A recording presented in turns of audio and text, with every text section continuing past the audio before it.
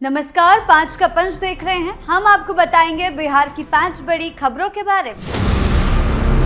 खबरों में सबसे पहले बात बांकीपुर में जीत के बाद प्रशांत किशोर के नए प्लान के बारे में। मैं आपको बताऊंगा क्या बांकीपुर उपचुनाव में करारी हार के बाद लालू एंड कंपनी की चुप्पी किसी बड़े तूफान की आहट तो नहीं है। मैं आपको बताऊंगी एमएलसी बने दीपक प्रकाश क्यों बिना किसी सदन के सदस्य के 8 महीने तक रहे मंत्री। आज मैं आपको बताऊंगी तेज प्रताप यादव के वायरल वीडियो के बारे में। अब बात भारत नेपाल सीमा की।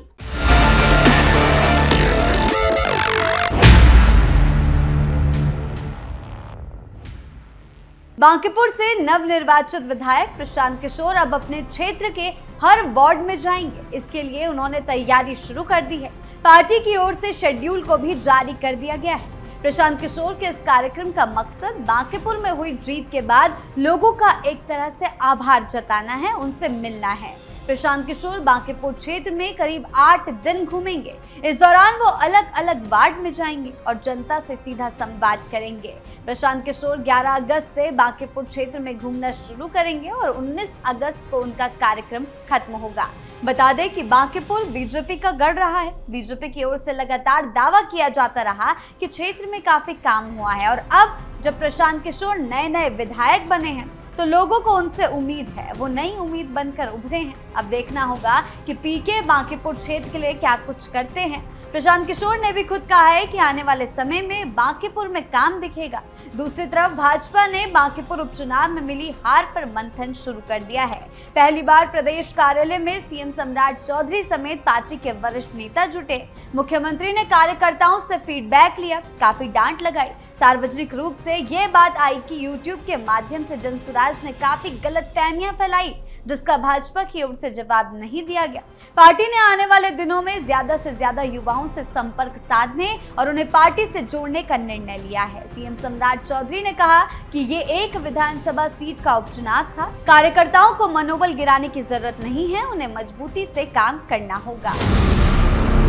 3 अगस्त को सामने आए बांकीपुर उपचुनाव के नतीजों ने जहां बीजेपी को झटका दिया तो वहीं राज्य के मुख्य विपक्षी दल यानी कि आरजेडी के भी होश उड़ा दिए। जानकारी मिल रही है कि राष्ट्रीय जनता दल यानी कि आरजेडी अपनी इस करारी हार को पचा नहीं पा रही है और पार्टी के भीतर ही घमासान मच गया है। पार्टी नेताओं के अलग अलग बयानों के बावजूद पार्टी के संस्थापक लालू प्रसाद यादव और उनकी पत्नी और पूर्व मुख्यमंत्री राबड़ी देवी की लंबी चुप्पी ने बिहार के राजनीतिक गलियारों में बड़े सियासी फेरबदल के संकेत दे दिए हैं। दरअसल बांकीपुर सीट पर आरजेडी उम्मीदवार रेखा गुप्ता महज 14,273 वोट पाकर तीसरे स्थान पर खिसक गए और उनकी जमानत भी जब्त हो गई। इस सीट पर जनसुराज पार्टी के प्रशांत किशोर ने भाजपा के 3 दशक पुराने किले को गिराते हुए ऐतिहासिक दर्ज हासिल की।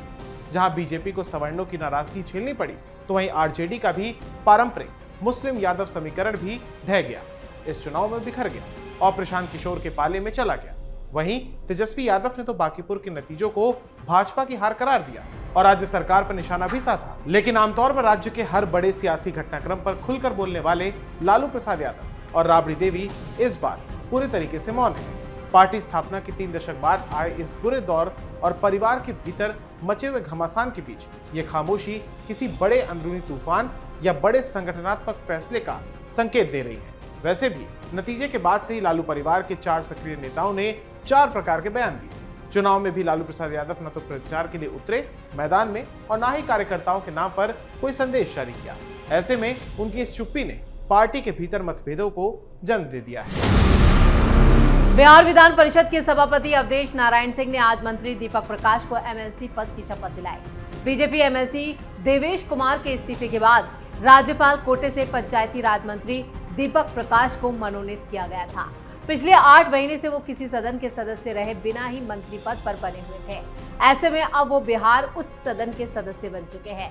मंत्री दीपक प्रकाश के एमएलसी बनने से आरएलएम के राष्ट्रीय अध्यक्ष उपेंद्र कुशवाहा और उनके पिता गदगद हुए। उन्होंने एनडीए के कई बड़े नेताओं का आभार जताया। उपेंद्र कुशवाहा ने कहा, प्रधानमंत्री नरेंद्र मोदी, गृह मंत्री अमित शाह, सीएम सम्राट चौधरी, जेडीयू के राष्ट्रीय अध्यक्ष नीतीश कुमार और केंद्रीय मंत्री चिराग पासवान, केंद्रीय मंत्री जितिन राम मांझी समेत कई नेताओं को धन्यवाद। उपेंद्र कुशवाहा ने सोशल मीडिया एक्स पर पोस्ट साझा की, जिसमें उन्होंने अपने बेटे दीपक प्रकाश के एमएलसी बनने की जानकारी को सार्वजनिक किया। साथ ही राज्यपाल की तरफ से बिहार विधान परिषद का सदस्य मनोनीत किए जाने को लेकर जारी की गई अधिसूचना की कॉपी भी साझा की। इसके साथ ही उन्होंने आभार भी जताया। खबरों के मुताबिक दीपक प्रकाश को एमएलसी बनाने के पीछे सुप्रीम कोर्ट का दबाव मुख्य वजह माना जा रहा है। सुप्रीम कोर्ट की तरफ से पिछले हफ्ते ही सुनवाई की गई थी और इस मामले में सुप्रीम कोर्ट ने बिहार सरकार से सवाल किया था कि दीपक प्रकाश बिना किसी सदन के सदस्य बने आखिर इतने दिनों तक मंत्री पद पर कैसे बने हुए हैं, जिसके बाद बीजेपी के एमएलसी देवेश कुमार ने इस्तीफा दिया और दीपक प्रकाश को मनोनीत किया गया है। साल 2025 के नवंबर में जब नीतीश कुमार की सरकार बनी थी, तब उपेंद्र कुशवाहा के बेटे मंत्री बने थे। उस वक्त वो दोनों में से किसी भी सदन के सदस्य नहीं थे, जिसके बाद 2026 के मई में जब सम्राट चौधरी मुख्यमंत्री बने और कैबिनेट का विस्तार किया गया, तब फिर दीपक प्रकाश मंत्री बने। इस तरह से बिना किसी सदन के सदस्य रहे दूसरी बार वो मंत्री बने। ऐसे में विपक्ष लगातार सवाल खड़े कर रहा था, जिसको लेकर अब यहाँ पर उन्हें फिलहाल ऑफिशियली तौर पर एमएलसी बना दिया गया है और विपक्ष को इसका करारा जवाब दिया है। बिहार की राजनीति में अपने अलग अंदाज और बयानों को लेकर अक्सर चर्चा में रहने वाले जनशक्ति जनता दल के राष्ट्रीय अध्यक्ष तेज प्रताप यादव एक बार फिर से सुर्खियों में है। इस बार वजह राजनीति नहीं बल्कि बॉलीवुड अभिनेत्री मल्लिका शेरावत के साथ उनका एक वीडियो है, जिसने सोशल मीडिया पर हलचल मचा दी। तेज प्रताप यादव ने अपने ऑफिशियल सोशल मीडिया अकाउंट पर करीब 1.5 मिनट का एक वीडियो शेयर किया है, जिसमें वो मल्लिका शेरावत के साथ एक सोफे पर बैठे हुए नजर आ रही है। दोनों आपस में बातचीत करते दिखाई देते हैं और तेज प्रताप यादव अपने मोबाइल फोन में उन्हें कुछ दिखाते हुए भी दिखाई देते हैं। वीडियो के बैकग्राउंड में एक वायरल रोमांटिक सॉन्ग भी चल रहा है। वीडियो शेयर करते हुए तेज प्रताप यादव ने केवल इतना ही लिखा है कि समथिंग एक्साइटिंग कमिंग सून, यानी कि जल्द ही कुछ मजेदार आने वाला है। हालांकि उन्होंने ये नहीं बताया कि ये किसी film, web series, music video, reality show या किसी दूसरे प्रोजेक्ट का हिस्सा है। इसी सस्पेंस ने सोशल मीडिया पर लोगों की जानने की क्षमता को और ज्यादा बढ़ा दिया है। अब इस वीडियो के वायरल होने के बाद सोशल मीडिया पर तरह तरह के कमेंट्स देखने को मिल रहे हैं।